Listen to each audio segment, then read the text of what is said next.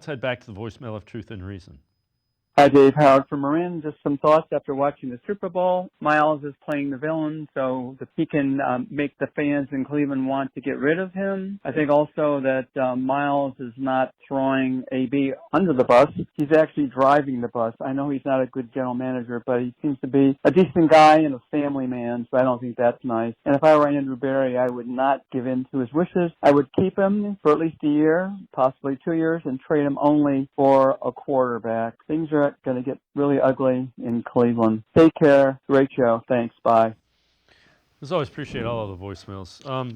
Scott, again, the cap hit goes down if you don't renegotiate. Right now, the reason I wouldn't trade him is because you're hampering your ability to improve your roster by doing that, because you take the $36 million dead cap hit. That's $36 million you don't have to spend on upgrades to a roster that needs upgrades. Yeah, I think that's a huge part of this. You know what? I don't think it needs to get ugly.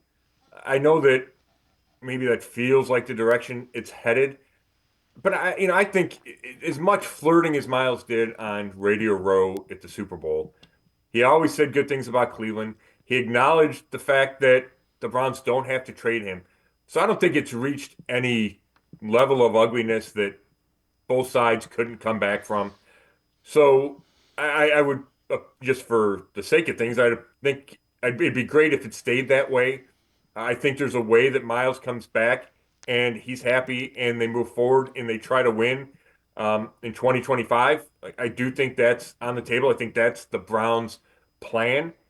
But the caller said things are going to be ugly, and I think he meant from a win-loss perspective.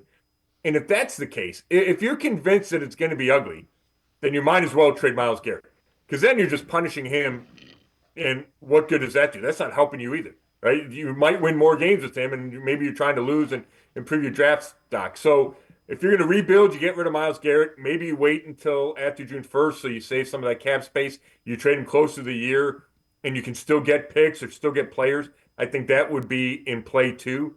But I don't think you just keep him as a punishment. I think you keep him because the goal is to win. Yeah, and that's when I say I wouldn't trade him, it's based on the fact that it's $36 million less that you have to go out and upgrade a roster that needs to be upgraded.